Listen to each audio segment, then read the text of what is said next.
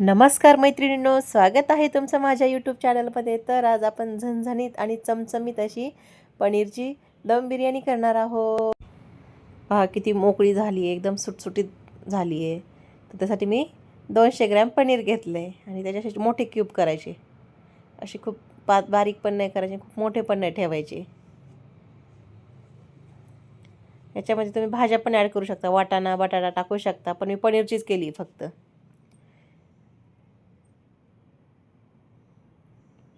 आता पनीर कट करून घेतले. आता मसाले घ्यायचे, मीठ घ्यायचं, पनीरचा मसाला, हळद घ्यायची, बिर्याणी मसाला घ्यायचा आणि घरगुती मसाला घ्यायचा.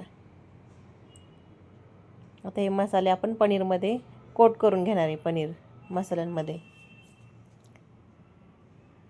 सगळे मसाले टाकून घ्यायचे, व्यवस्थित कोट करायचं दही वगैरे टाकून. खूप छान लागते ही पनीरची बिर्याणी आणि एकदम सुटसुटीत होते आणि चवीला पण एकदम छान लागते. आता हे आलं लसूण आणि पुदिन्याची मी पेस्ट करून घेतली होती आणि थोडंसं तेल टाकायचं. आणि जर तुमच्याकडे वेळ असेल ना तरी म्हणजे अर्धा तास ठेवून द्यायची मॅरिनेशनसाठी, म्हणजे मसाल्यांची चव चांगली पनीरला लागते. तर मी बिर्याणीसाठी लॉंग ग्रेन बासमती तांदूळ घेतला आहे बिर्याणीचा. आता पाणी उकळत ठेवलं, त्यात मी ते मीठ घालायचं आणि खडे मसाले घालून घ्यायचे. थोडंसं तेल पण घालायचं, भात सुटसुटीत होते एकदम. पाण्याला चांगली उकळी आली. आता मसाल्यांचा फ्लेवर भातामध्ये चांगला लागतो चवीला. असा तांदूळ घालून घ्यायचा. आता तांदूळ घातल्यानंतर थोडं लिंबू पिळून घ्यायचं, अर्धा लिंबू. त्याने भात एकदम मोकळा सुटसुटीत होतो आणि पांढरा शुभ्र होतो. जो मसाले वगैरे आपण टाकतो त्याचा कलर भाताला लागत नाही. आता हलवून घ्यायचं. तोपर्यंत आपण ग्रेव्हीची तयारी करून घेणार आहे. ग्रेव्हीची तयारी करायची, बारीक चिरायचा कांदा एकदम आणि टोमॅटो पण बारीक चिरून घ्यायचं आणि याचा फरिस्ता बनवायचा आहे आपल्याला. आता बघा भात शिजला आहे आपला. जास्त ओव्हरकुक पण नाही झाला पाहिजे, असा थोडासा तुटला पाहिजे मधून. जास्त शिजला की मग ती चिकट होते बिर्याणी, ओली होते. म्हणून आता दाबून पाहायचं तुकडे होतात ते का चेक करायचं. आता तो काढून घ्यायचा तांदूळ. तोपर्यंत आता मी फरिस्ता करते, तोपर्यंत भात थंड होतोय.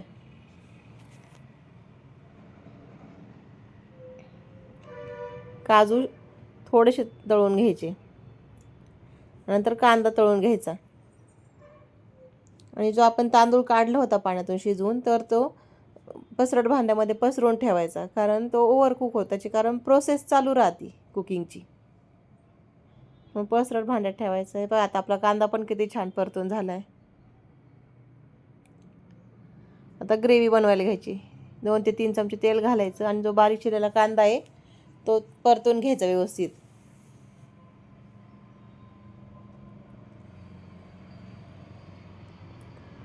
आता ग्रेव्हीमध्ये थोडे खडे मसाले टाकायचे.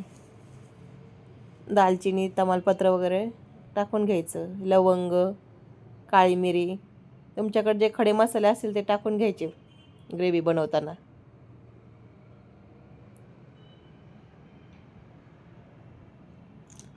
तर कांदा परतत आला की त्यामध्ये टोमॅटो घालायचं.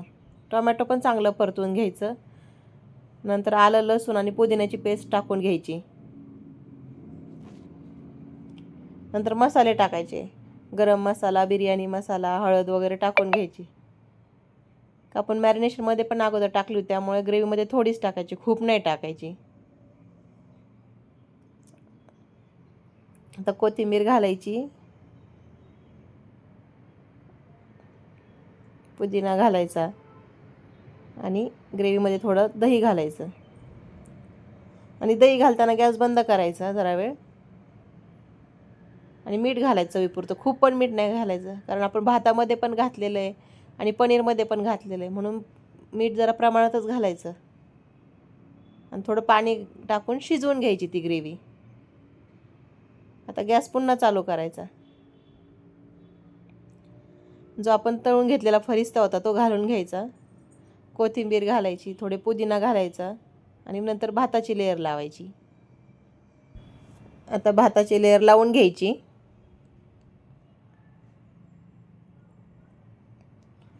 पनीर हे मध्ये ठेवायचं, पनीर खाली नाही ठेवायचं, कारण पनीर शिजायला वेळ लागत नाही जास्त. तर अगोदर पुदिना घालायचा, थोडीशी कोथिंबीर घालायची, थोडा फरिस्ता घालायचा आणि नंतर पनीरची लेयर लावून घ्यायची.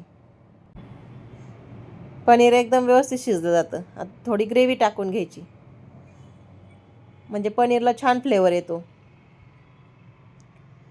आता नंतर पुन्हा फरिस्ता घालायचा आणि कोथिंबीर पुदिना घालायचा आणि राहिलेला जो भात आहे शिजलेला तो घालून घ्यायचा.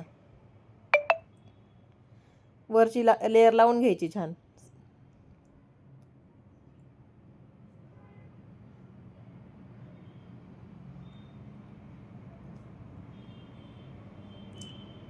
हे पहा, आता लेयर लावून झाली आपली. आता पुन्हा वरून फरिस्ता घालायचा, कोथिंबीर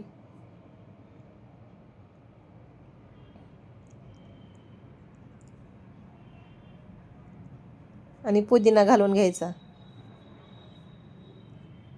नंतर काजू घालायचे. काजू हे पूर्णपणे ऑप्शनल आहे, तुम्हाला जर आवडत असतील तर घालू शकता.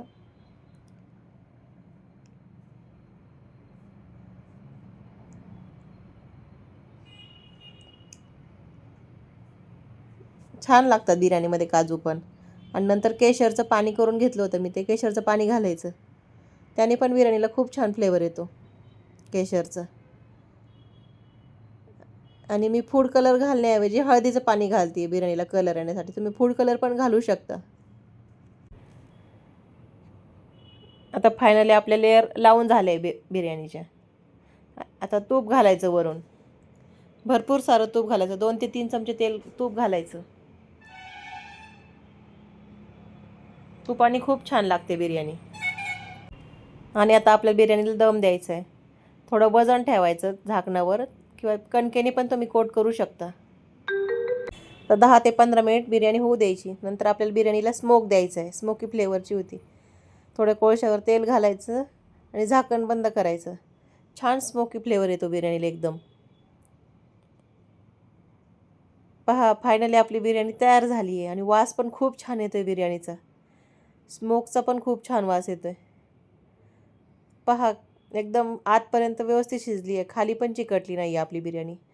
आणि भात पण एकदम मऊसूत शिजला आहे, जास्त चिकट पण नाही झाला आहे, मोकळा झाला आहे एकदम आणि मऊसूत शिजला आहे. चला, तर फायनली आपली बिर्याणी तयार झाली आहे. तर तुम्हाला माझी पनीर दम बिर्याणीची रेसिपी कशी वाटली हे कमेंटमध्ये नक्की सांगा. जर माझा व्हिडिओ आवडला असेल तर लाईक करा, शेअर करा आणि चॅनलला सबस्क्राईब करा. बाय.